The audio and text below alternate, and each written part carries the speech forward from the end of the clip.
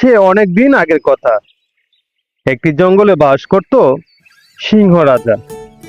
তার একটি ছোট্ট ছানা আছে। সিংহ তখন তার বাসার সামনে তার ছানার সাথে খেলা করতেছিল। আর তখনই এসে হাজির হলো শিয়াল পণ্ডিত। এসেই তখন সিংহকে বলতে লাগলো, রাজা মশাই, চলুন আমরা বন পরিদর্শনে যাই। আজ আমরা জঙ্গলের উত্তর পাশে যাব। শুনেছি ওইখানের কিছু পশু নাকি বিদ্রোহ করছে। এটা যে আমার দেখতে হবে। শোনো ছানা, আমি আসা আগ পর্যন্ত তুমি এই গুহার সামনেই থাকবে।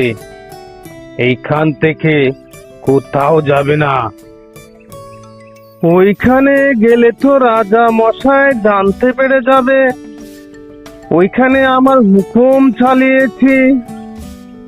কি করা যায়, কি করা যায়? সামনেই তো একটা গর্ত আছে।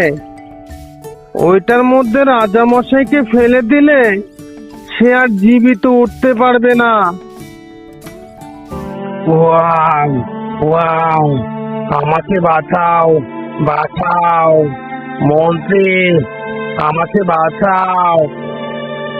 এই তো সুবর্ণ সুযোগ। রাজা মারা গেলে এই বনের রাজা হব আমি। হে হে হে হে।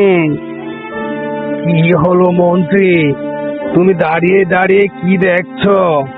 বাঁচাও, আমাকে তুমি বাঁচাও। আর কতদিন তোমার দয়ায় বেঁচে থাকবো? তুমি মারা গেলে এই বনের আমি আর আমার ছেলে হবে রাজা।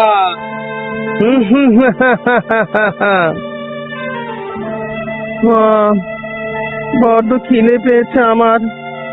বাবা, বাবা কখন আসবে? আমার যে বড্ড খিদে পেয়েছে।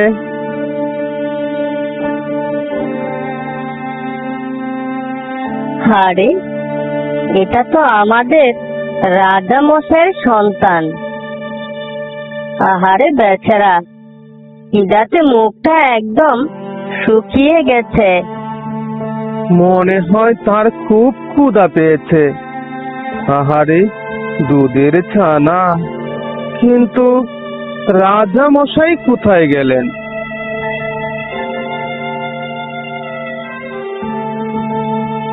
বাবা সেই সকালে বের হয়েছে মন্ত্রী মশাইয়ের সাথে, এখনো যে ফিরল না। আমার যে খুব ক্ষুধা পেয়েছে। তাই নাকি বাছা? রাজা মশাই সকালে মন্ত্রীর সাথে বের হয়েছে। ঠিক আছে বাছা, আয়, তুই আমার কাছে আয়।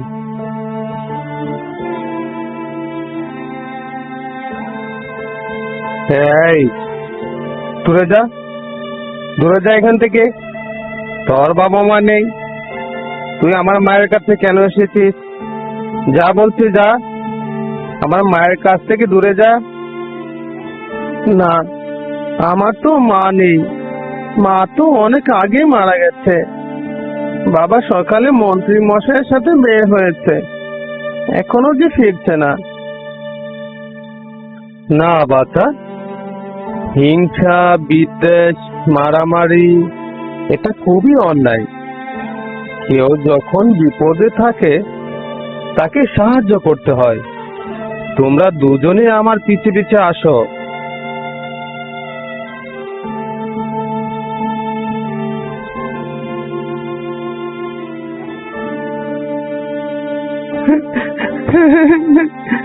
এটা তো আমার বাবা। বাবা, ও বাবা, তুমি উপরে উঠে আসো। বাবা, ও বাবা। তোমার বাবা অর্থাৎ আমাদের রাজা মশাই আর নেই, সে মারা গেছে।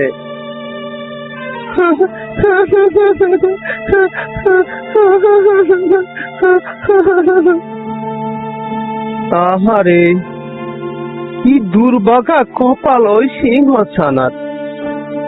কিছুদিন আগে রানীমা মারা গেলেন, আজ আবার রাজা মশাই মারা গেলেন।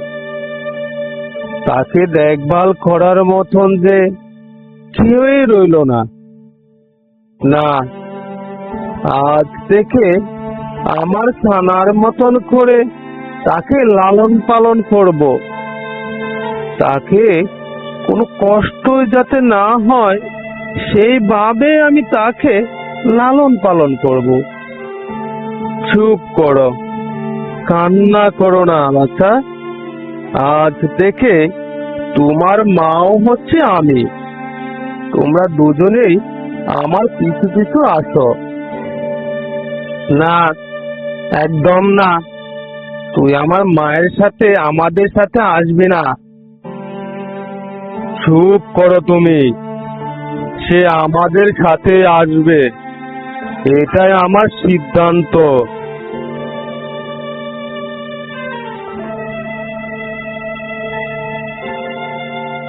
কোনো ভয় পাবে না বাছা, আজ থেকে এটাই তোমার ঘর। এসো বাছা। না না, তুই আমাদের ঘরে একদম আসবি না, এখানে আমরা থাকি। না না বাছা, এমন করে বলতে নেই। আজ থেকে সে আমাদের সাথেই থাকবে, আর সে হচ্ছে এখন থেকে তোমার ছোট ভাই। শিয়াল ছানা তার মার কথা শুনে সে খুবই রেগে যায়। বেটা কোথা থেকে এসে আমার এখানে ভাগ বসিয়েছে। না না, এটা যে আমি মেনে নিতে পারছি না। বেটাকে যেভাবে হোক এই বাড়ি থেকে বের করতে হবে।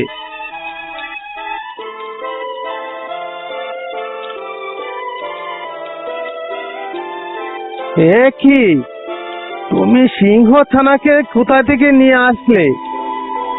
বাবা মারা গেলে সিংহ ছানা বেঁচে থাকবে কি করে? মা তো অনেক আগেই।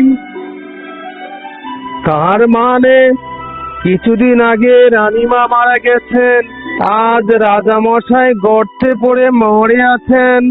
তার মানে সবকিছুর সাথেই তুমি জড়িত। না না, আমি এসব ব্যাপারে কিচ্ছু জানি না, কিন্তু এই সিংহের ছানাকে আমি এখানে রাখতে পারবো না। অবশেষে সে আমার পথের কাঁটা হয়ে দাঁড়াবে। মানে তুমি কি বলতে চাইছো? আমি কিছুই বুঝতে পারছি না। সাবধান, ওর দিকে আর এক পাও আগাবে না। সে আজ থেকে আমার সন্তান, তার কোনো ক্ষতি আমি কোনোভাবেই হতে দেব না। আমি চাইলে এখনই মেরে ফেলতে পারতাম, কিন্তু না, আমার হাত থেকে তোকে কে বাঁচায় সেটা আমি দেখব। তারপর শিয়াল গিয়ে এক টুকরা মাংস নিয়ে আসলো, এসে তার ছানাকে ডাকছে। আয় আমার রাজা, তোর জন্য মাংস নিয়ে এসেছি। তুই তো হবি ভবিষ্যতের এই জঙ্গলের রাজা।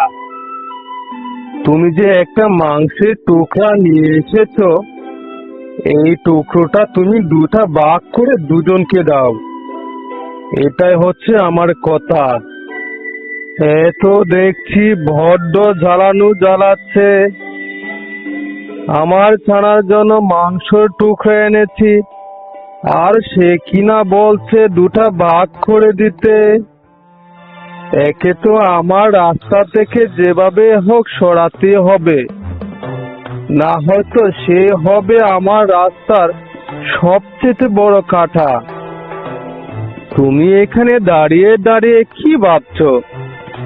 এক টুকরো মাংস ওকেও দাও।